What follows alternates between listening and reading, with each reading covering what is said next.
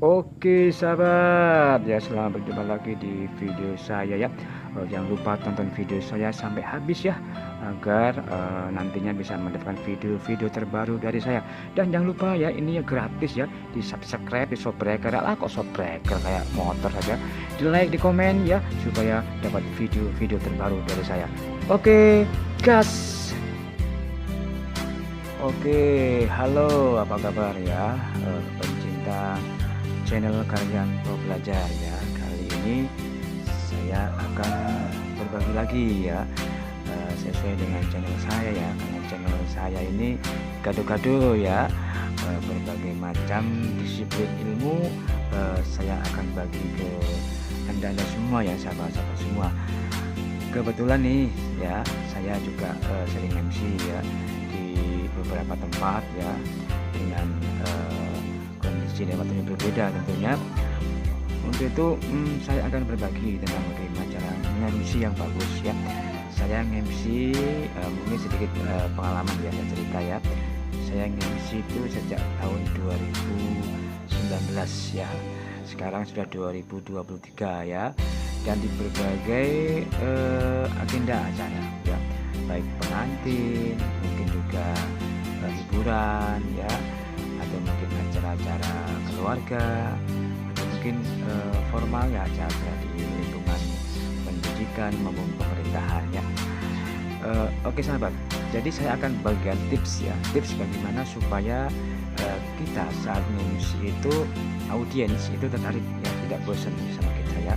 Karena bahaya nih kalau sampai kita nge-MC kemudian audiens ya, pendengarnya itu bosan dengar kita ya, bisa dibayangkan ya bagaimana itu akan terjadi ya. Gini memang sih banyak hal ya yang harus diperhatikan seorang MC ya pada saat melakukan tugasnya. Jadi intinya begini sahabat-sahabatku ya. Yang pertama nih saya akan bagikan yang pertama, sebenarnya banyak tips-tips ya, banyak sekali sih tips-tips MC yang bagus tuh, cuma kali ini saya akan ambil intinya saja ya. Jadi yang pertama tentunya apa ya, persiapkan diri dengan matang sabar ya.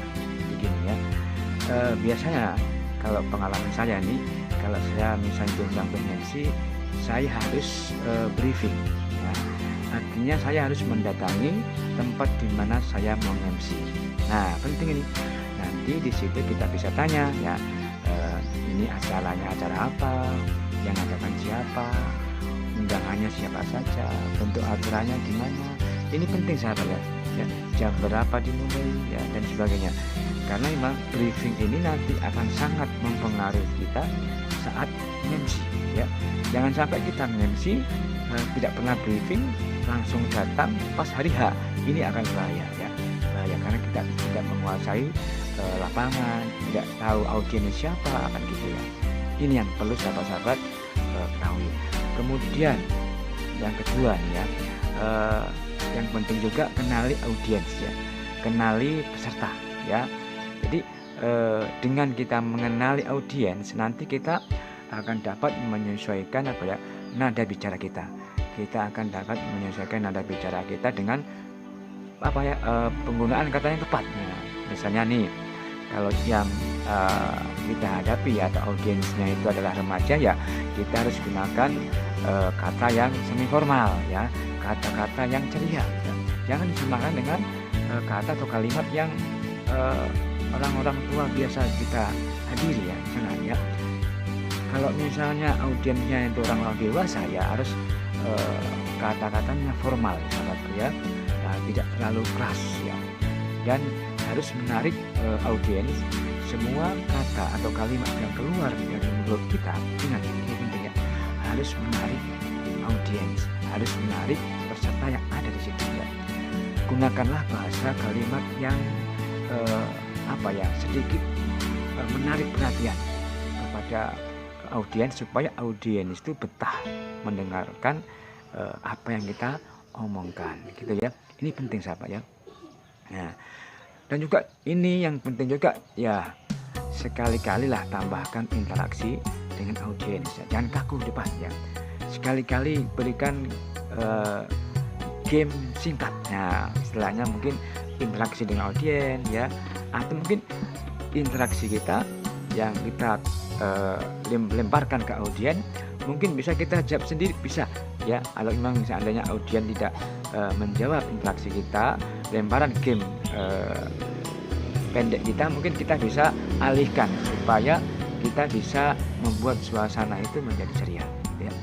Nah, kemudian satu hal lagi yang pokok penting juga ini ya, perbanyak jam tayang atau jam terbang ya, perbanyak ya untuk MC. Nah, ya ini sangat penting sahabatku ya.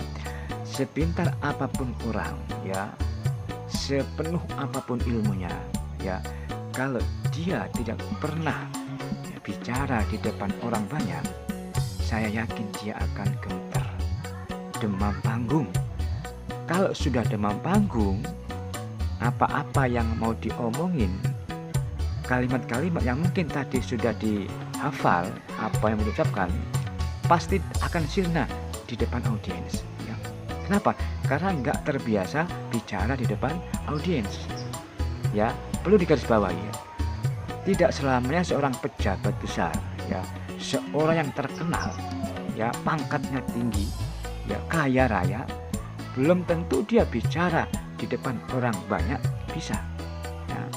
Jadi memperbanyak jam tayang, jam terbang ini penting ya.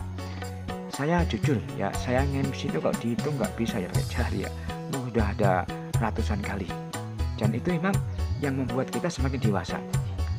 Keuntungannya apa sahabat? Kalau kita nge-MC ya, sering MC ya, itu selain dapat menguasai audien ya, kita juga akan bisa menguasai diri kita, baik bahasa dan sebagainya, pada saat ditunjuk MC tiba-tiba. Nah, ini penting ya.